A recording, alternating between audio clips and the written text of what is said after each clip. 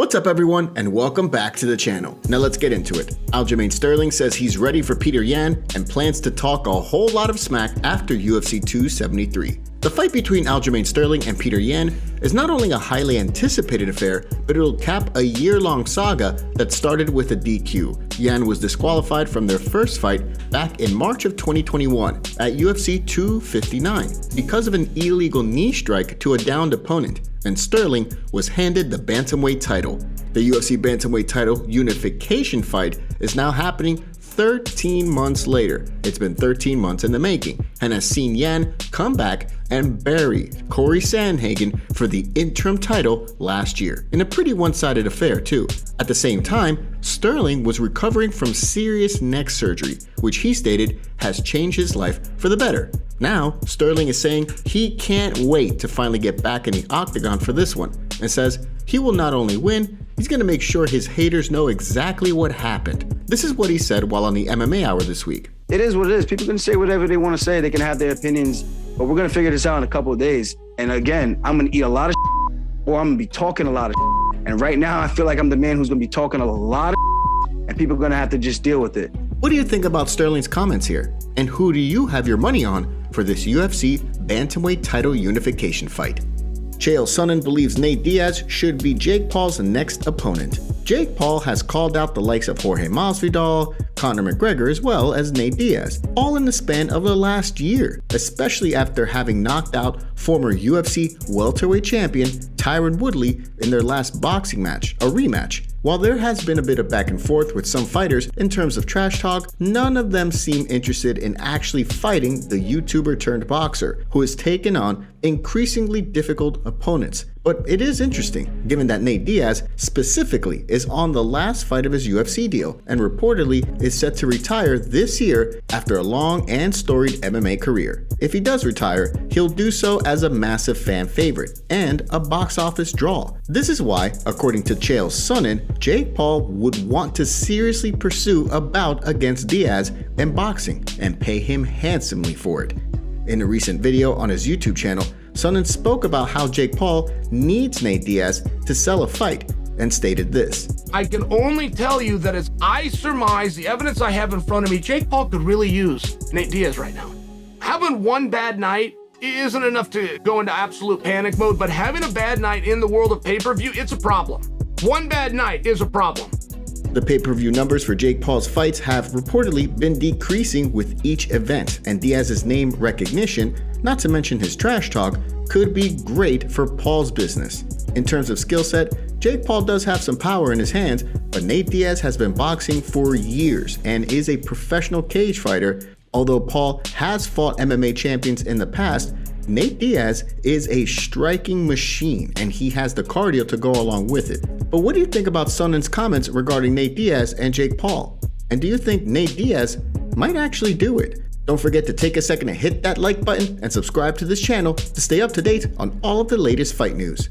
Leon Edwards says Jorge Masvidal looked like he was looking for a payday against Colby Covington. Jorge Masvidal's loss to Colby Covington at the UFC 272 main event was something that Leon Edwards certainly did not care for, nor was he surprised. Edwards, the #1 contender for the welterweight title and the recipient of a two-piece and a soda for Masvidal just a few years ago backstage at UFC London, he had a lot to say concerning how Masvidal fights and claims that Gamebred coasts in his fights.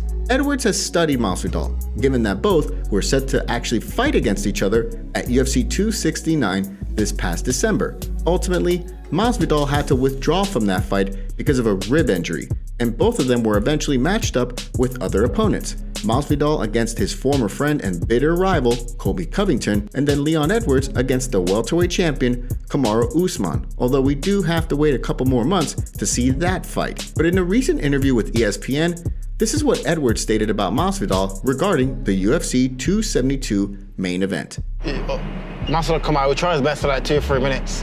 If it doesn't go his way, then he's gonna settle into losing, and that's exactly what he did. He always does it. He doesn't get success in the first 2 to 3 minutes. He will settle into a pattern where he was close through the fight to lose. Later on, Edwards talks about how it looked like Masvidal was in the octagon for a payday. He also stated how If he beats Kamaru Usman in their UFC welterweight title fight sometime later this year, he might actually defend it against Jorge Masvidal if things fall into place and the promotion actually asks him to. But do you agree with Edwards that Masvidal was looking like he was in there for a payday against Colby Covington in their UFC 272 main event fight? Are you outside of the US and missing out on ESPN Plus fight nights? You must not know you can access them using Surfshark now. If this sounds like you, use our 3-month trial and stop missing out on the action. Or if you're in the US and spend more of your time looking for something to watch on Netflix than you do actually watching it, solve that problem with Surfshark and switch on your VPN to access different content and libraries from all around the world. If you find yourself regularly streaming any kind of content, using Surfshark is your safest bet when it comes to your protection. Use our code MMAZone to receive an 83% discount and 3 extra months of service for free. There's no safer way to protect your privacy than with Surfshark. Kelvin Gastelum talks about why he stayed on the UFC 273 card after opponent fell out. When Nasruddin Imavov withdrew from his UFC clash against Kelvin Gastelum at UFC 273 on April 9th due to visa issues, the Mexican-American Gastelum had a chance to reschedule the fight for UFC 274 in May instead. But Gastelum chose to stay on this April pay-per-view card and take on a different opponent. Dricus du Plessis, a South African who is on a 2-fight win streak in the UFC, both knockout finishes. The former middleweight title challenger, Gastelum, has lost 5 of his past 6 fights, but has made changes in his training, moving to the Fight Ready gym in Arizona to prepare alongside Henry Cejudo and other big-time UFC stars. For Gastelum, this is a big reason for him to stay on the April 9th card. This is what he said in a recent interview with The Underground. We're doing things differently out here. As you can see, Triple C's bringing in all these people wanting to work with him, and it's for a reason. There's a system that they've created, and we're following, and it's a pretty awesome results what we've had during this camp, and I'm excited. It feels like a restart in my career. What do you make of Gastelum's comments here? There's a fine line between entertainment and you making it personal, and some people are on different lines. Colby's on the entertainment line. Jorge was on the personal line, and I think Colby was on the personal line too, but I don't know. It's just not a good look for Jorge. People loved it when he did it to Leon. Boom, boom, boom. Pieced him up right there. Loved it. Who, Leon Spinks? Leon Edwards. Oh, Leon Edwards. He hit him backstage at the UFC. Boom, boom, boom. 3-piece and a biscuit. People fucking loved that. Maybe Jorge thought, I'm gonna go do it to Colby. People will love it. Maybe Maybe that didn't cross his mind. I don't know. I'm a fan of both, regardless of it. Yeah, it's weird. I don't know. And then what do you face after that? And he just had a big contract. It just seems like a lot to kind of risk. But yeah, he must have been just real angered up. Or maybe a little. Yeah, a couple bumps here and there. Oh, dude, You know what yeah. You could get a bump off of anything there. I wonder how much it'll cost him, $250,000 maybe.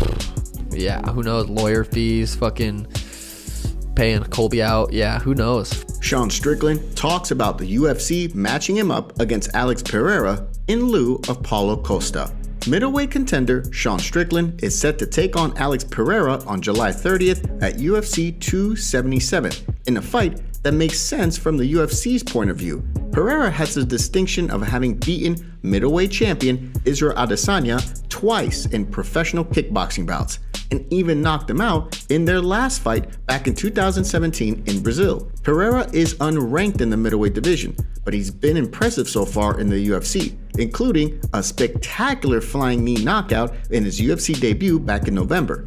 Strickland, who is currently ranked number 4 in the 185-pound division, has been pipped to be a potential title challenger in the not-so-distant future. A win over Pereira would help the UFC in promoting Strickland if there's any title shot in his future, to say that he beat the man that KO'd the champion. If Pereira wins, he would be that much closer in facing Adesanya, if it gets to that. But Paulo Costa, who shared the number 4 ranking alongside Strickland in the division, had been linked to fight Strickland before the Pereira fight announcement. Now, Strickland is letting it be known that his choice was to take on Costa, but the UFC had other plans. This is what he said in a recent interview with the Schmo addressing Costa. I called you out multiple times before anything, and the UFC said no, meaning I'm gonna beat the out of you. They don't want me to fight you. That's what happened. I will show you the messages of them saying, no, I can't fight you. So Costa, go f yourself. And if I see you in Vegas and you want to run the back, anytime you want it, dude, let's go, man. You don't even need to make weight, you little.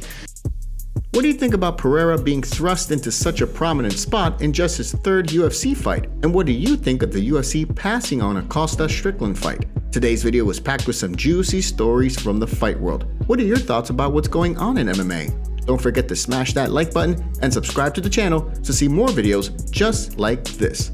See you next time.